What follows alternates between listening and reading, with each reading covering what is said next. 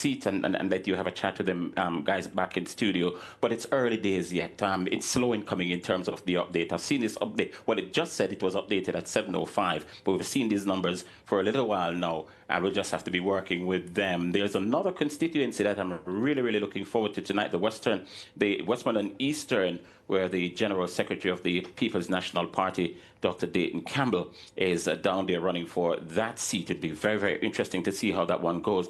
The Kingston Central seat also is going to be a one to watch tonight. I was down there today, and it was all action with Donovan Williams defending his seat against the newcomer to representational politics, Steve McGregor. So yeah, generally, we've seen these numbers up for the longest while. Not so sure why they've not changed as yet, despite it says it was updated last at 7:06. So the PNP, they're leading in 12 constituencies, the JLP in 11 of them. And that's pretty much what's happening here. I mean, a lot of media representatives are here, Wayne, may I ask and you, interviews all over the place. Wayne, may I ask you, Yes. well, not that it is pointing to anything significant, but I just want to get an idea of the progression of the count. Based on what you have and what you're seeing on the board, is it only one seat in which any of the candidates there has breached the 1,000 vote mark, and that is in Northwest Clarendon, Richie Hazard, am I correct? Easily, and the closest to that, just to put it into context, the closest to that is the 400, I think 443. The last time I looked at one, 483, and that was in St. Andrew West Rural. Yeah, it was the same one as Juliet Cuthbert Flynn and Joan Gordon Webley. So yeah, by miles, the 1,000 mark has only been breached only by the Azan newbie situation down there in Clarendon, Northwestern. Yeah, and I can tell everybody, because we've been having some challenges here, it's not a secret to say, and I've just confirmed that the major internet providers are having challenges. I've just seen people sending me screenshots of their TV where they're getting a message. For instance, Digicel Plus is saying some customers may have experienced difficulty browsing the internet or noticed degraded TV service over the past few hours, and the teams are working on it. And you know, you get that perpetual circle moving to indicate that there are internet problems there. My own home, they're not able to watch the coverage because there's no internet service there. And again, it's the same message that is there. So internet outages across parts of the corporate area, compromising work that the internet, of course, facilitates happening in quick time.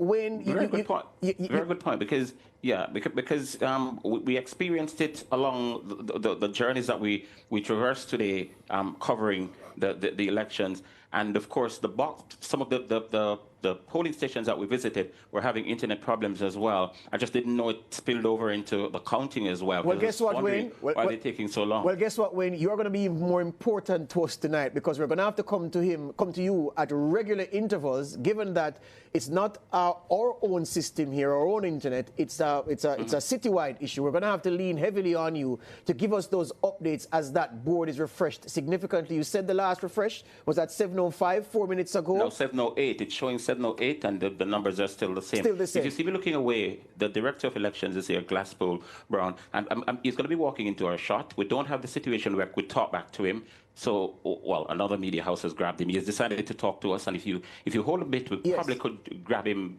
for a couple of seconds, because we really want to hear from him. But yeah, we're clearly experiencing some internet issues here, while the numbers are not turning over as quickly as they ought to. But yeah, quite an interesting night so far. I mean, nothing yet, is very early days, but it's still very interesting. I mean, for those who are at home and not been able to watch it, I really pity you, because it's an interesting night. I'm sure people spend months looking forward to. Wayne, I can give the viewers some numbers coming in from central Manchester.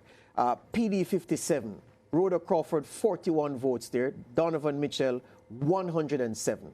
PD 78B, Crawford 28, Mitchell 56. PD 78A, Crawford 34, Mitchell 63. PD 46, Crawford 80, Mitchell 58.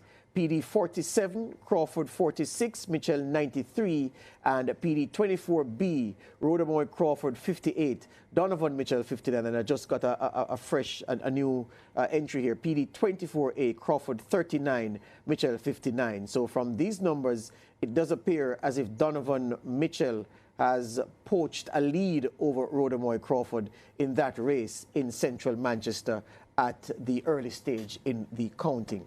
I'm getting Another some... one of the... Yeah. Go ahead, Wayne. No, I was just telling you, it's one of the constituencies I'm looking forward. I'm looking forward to about 9 or 10 with more interest than I would for the others. And Central Manchester with Rodemoy and Donovan Mitchell is certainly one of them. Yes, I can also give you some numbers, Wayne and panel, from Central Kingston. PD 45, Donovan Williams 34, Steve McGregor 1. PD 54, Donovan Williams 102, Steve McGregor 8. PD 58, Donovan Williams 116, Steve McGregor 5. These PDs seem to be in the strong JLP areas, which explains the chasm between the numbers for the respective candidates. In competitive PDs, they will be close. So that's an indicator that these are PDs in strongholds for the person leading. Cliff. And just let me tell you, I've just had a statement from Digicel saying, dear valued customers, on this important election day for Jamaica, we have experienced another act of deliberate vandalism to our connectivity partners network. A small minority has disrupted essential services and critical communication channels at a time when national connectivity is most needed. According to Digicel, it condemns this criminal action in the strongest terms. The targeted damage has interrupted home internet, mobile, and TV services for a number of customers. These acts not only inconvenience individuals and businesses, but also undermine economic activity and public safety. According to Digicel, their engineers and technical teams are working continuously to restore services as quickly and safely as possible. At the same time, they are cooperating fully with law enforcement authorities to ensure those responsible are identified and prosecuted, and they apologize to their customers for the disruption. Yeah, confirming that acts of sabotage have compromised the internet service. Wayne, I understand that the Director of Elections has taken your chair. The Director, good evening, Glasspool Brown. Good afternoon to you and your listeners. Based on the reports from your team, how was today? There were some challenges, but if you assess us in terms of all the criteria that you use to assess a good election, I think we did a good job. And the pace of voting so slow, how could you end up describing it? There's some issues in it. There were some issues in the pace. We are going to do the assessment and to look at all the factors that would have contributed. But one of the major factors, Cliff, that would have contributed, a number of our persons continue to come to the polling station without their renewed ID card. And you had to go through a longer process in terms of taking the loan, etc., etc. And what you find also, a number of persons turn up very early in the morning, and it creates a little pressure on the system. If you went to most of the polling station after 2 p.m., it's that easy walk through the polling station. So all that in terms of the orderliness that would have been good for us in the morning was not there. So but as I said, we are doing our assessment. We in terms of what transpired today, and then we'll review it, and then we'll see where we would have gone wrong. You have been pointing out, Mr. Director, throughout the day that if people are in line at 5 o'clock, they will be allowed to vote, yes? Tell me, what is your report in terms of polling stations going beyond 5 o'clock? Have you had several of those polling stations opening beyond 5 o'clock to help those people who have been inconvenienced who were in line? Everybody that was in line at 5 p.m. were allowed to vote. Certainly based on our data, by 6 o'clock, a little bit after 6, most polling stations were closed. Were closed, but they were in a position and continued to facilitate people well into the evening, not after 6 o'clock, is a question I'm asking. Because we're getting reports, some people were saying it is taking them an hour and a half. Oh, we lost him. Sorry about that. All right, so I'm trying to do a tally here of some numbers because I'm getting more numbers out of central Manchester. And I think I have what, 1, 2, 3, 4, 5, 6 PDs now out of central Manchester. And to give the complete picture, I might have to go through the 6 again. So PD 24A, Rhoda Crawford 39, Donovan Mitchell 59. PD 33, Crawford 101, Mitchell 42. PD 16, Crawford 71, Mitchell 68. PD 66, Crawford 97, Mitchell 61. PD 13A, Crawford 33, Mitchell 92. PD 13B, Crawford 27, Mitchell 95. PD 51, Crawford 56, Mitchell 36. PD 36, Crawford 85, Mitchell 47. PD 65, Crawford 55, Mitchell 66. PD 101A, Crawford 31, Mitchell 77. PD 26, Crawford 86, Mitchell 45. PD 102, Crawford 23, Mitchell 75. PD 101B, Crawford 29, Mitchell 70. PD 18, Crawford 62, Mitchell 44. George, the question is, our viewers can't add up those, you know. So why you not add them? We can't add them. All right, you want to do the numbers and I add them for you? I can't do it. I'm going to tally them. I was hoping that your interview with the director carried, so I'd get the chance to tally the numbers. I can also we need to know what they mean. Yeah, but hold on, Cliff. I can also give an update on Central Kingston. Fret not, our listeners are very bright people and viewers. Let me do Central Kingston again because I've gotten some more information. So PD 45, Williams 34, McGregor 1. PD 54, Williams 102, McGregor 8. PD 58, Williams 116, McGregor 5. PD 57, Williams 181, McGregor 8. PD 55A, Williams 103, McGregor 9. PD 55B, Williams 115, McGregor 4. Across these 1, 2, 3, 4, 5, 6 PDs, McGregor has not gotten more than 9 votes in any of the 9 PDs. And Williams' scores 34, 102, 116, 181, 103, 115. So Williams is poaching a big lead before the expected flood of McGregor boxes in the PDs coming. I'm Jenny, can we turn to you at the smart board? Any numbers yet? Oh, the internet has affected us here. Yes, we have no internet here, and it's really affecting our ability to tabulate and to really make use of the smart board. Here's what I'm going to do. I think we should throw to Sondre and his panel, and then we have a chance to tally what we have so far based on the traditional way we get information as journalists. Yes. So Sondre Roden is on point, and he's hanging with 2 of his friends. Sondre, I guess the question to ask is the pain points that to this minute are frustrating people in line at polling stations to vote. How do you suggest that the EOJ conquer a problem that has bedeviled elections of the past? Well, that's a good point, George, and it's good to be here with all our viewers and listeners. With me, I have Suel, that has been here with us from earlier, and Descartes Diego, a very interesting name, if I may say so myself, and he's here as well as a part of Jade. I heard Cliff talking earlier with the Director of Elections, and the Director of Elections said it was a good day, but I have my concerns, George. I was in line for about 2 hours and 30 minutes, in line for 2 hours and 30 minutes. And that is concerning. That's concerning to me. That's concerning to other persons that I heard about in different spaces in Trelawney, etc., that had similar circumstances. And that in and of itself is a challenge. So, how do we fix this? I mean, I think it has to be a multi-pronged approach. I think, and when I went to vote this morning, I also had some issues with the fingerprinting thing. I kept printing it. They had to wipe it with alcohol. Like, nothing they did worked until all of a sudden, out of nowhere, it just started working. So I think going into these things, we need to make sure that things are prepared. And I know when it comes to electronics, the least thing can throw things off. So I think we need to be testing these machines way before we go into the actual day. I think some of the other things that I heard people talking about too was that a lot of the workers weren't really aware of the process. So I'm not sure what the training that went into, you know, the day happening.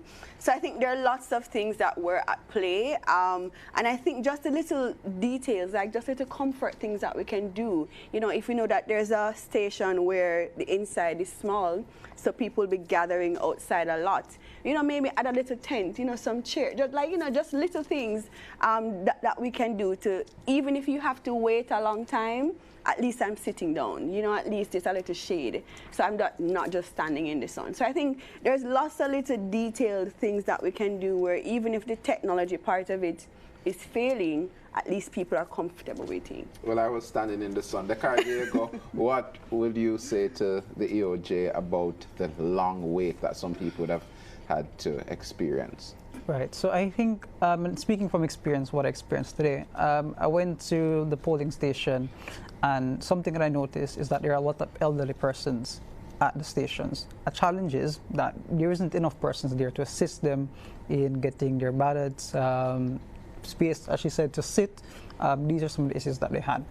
So I think there needs to be a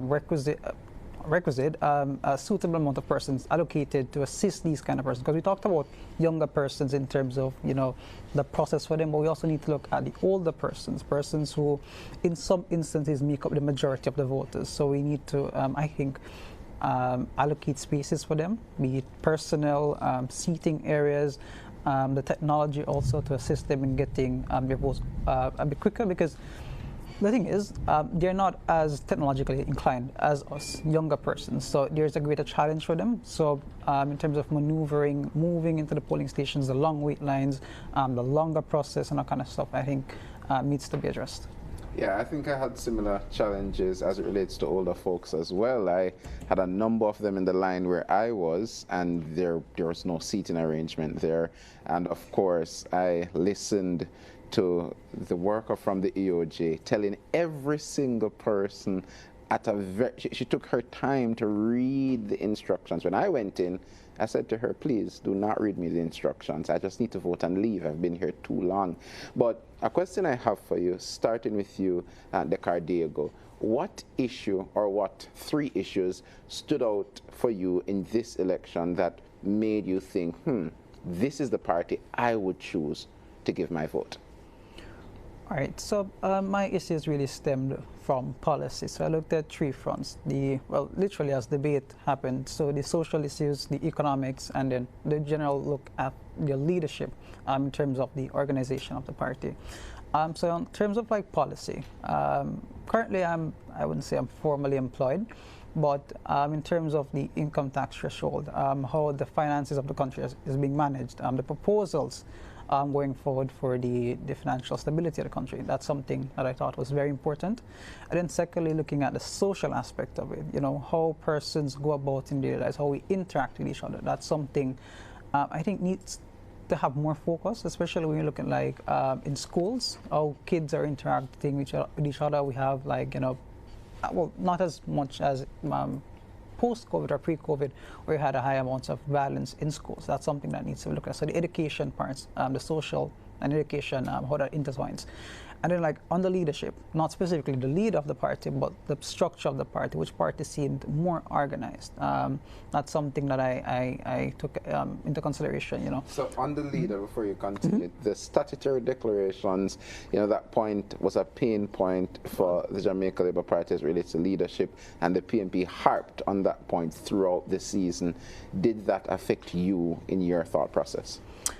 For me personally, it did, because I think as a leader of any democratic country, you need to convince the people, because actually first point, people inherently see politicians as corrupt, right? Either way you look at it. So they ask the regular persons, they might not care, because they might say, you know, them say him corrupt, but you know, it might also corrupt, but more covert with it.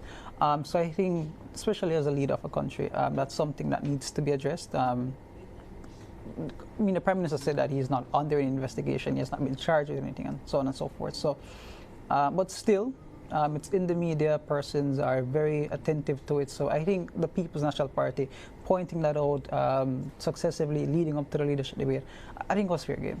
Well, that's all the time we have for now. We're going for a quick break, and of course when we are back we'll have a lot more. It's the race to 32, and we're here eager. I think Saeed said pollsters, politicians and voters, but I think the media may be a little bit more eager to get the results. So stick with us right here on the race to 32.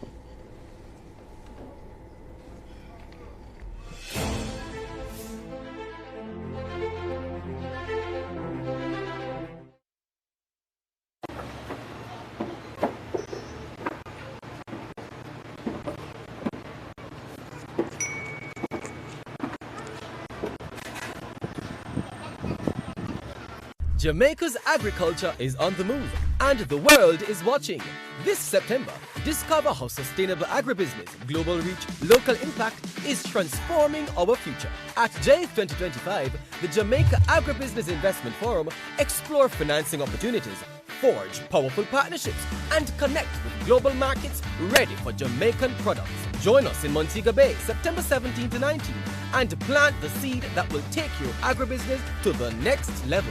Register today at agribizjamaica.com. Let's grow Jamaica's agricultural future together. BGLC, the regulatory body. We regulate, you play without worry. We regulate, you play. BGLC, fair play when you play. For the fun of the game, you know where they are. BGLC, keep it fair for the player. You play the game and we are the rules setter. Keep everything fair so the game play better. The Betting, Gaming and Lotteries Commission. We ensure fairness, integrity and responsible gaming practices. Keep the game fair and fun for everyone. We regulate, you play. Send the something and come back. Back to sender! God, I thank you so much. Miracles await and miracles abound. Tune in every Sunday at 7 a.m. for your share of the Miracle Revival Hour with Reverend Dr. Blair. Come for the word, stay for the worship. Right here on PBCJ. Miracle worker, work one for me.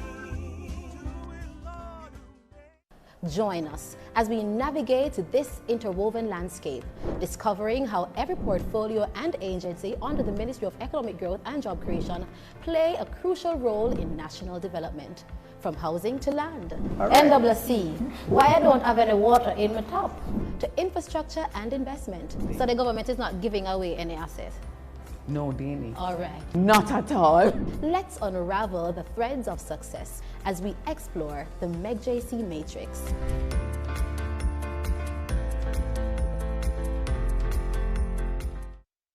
Greet the Sabbath day with bliss and an open heart.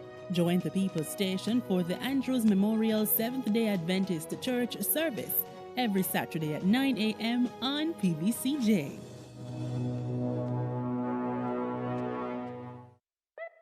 BGLC, the regulatory body. We regulate, you play without worry. We regulate, you play. BGLC, fair play when you play.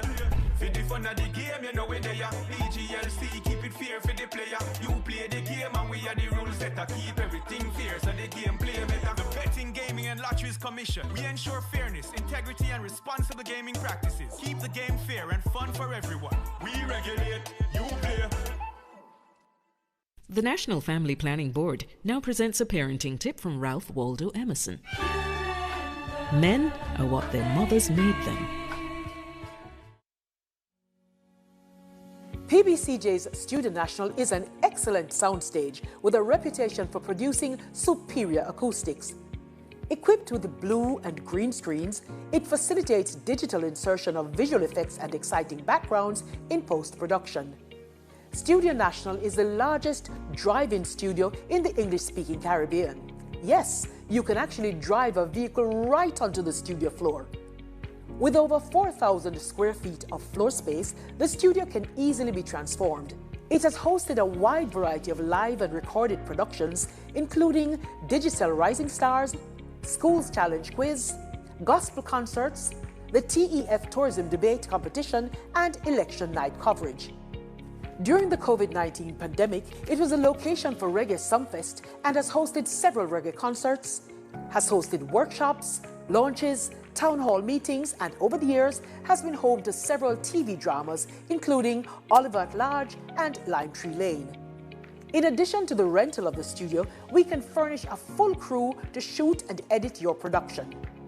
So for your next major live or recorded event, or as a location to shoot films, programs, and commercials, PBCJ's Studio National is your best option. For smaller productions, you can book our more compact studio, Studio B.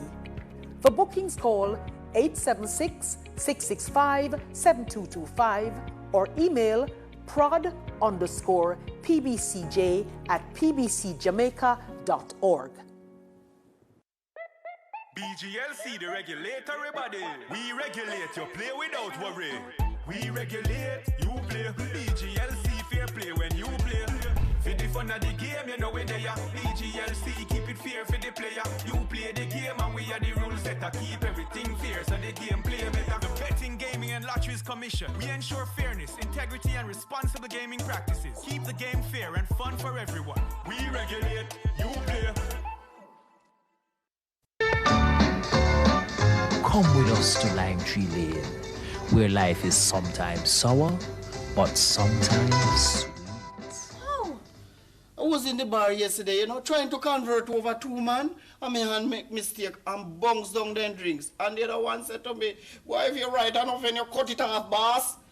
And same time, the two of them just hold me down and cut the hand. Have a laugh and settle into Lime Tree Lane. Join us Mondays to Fridays at 7 a.m.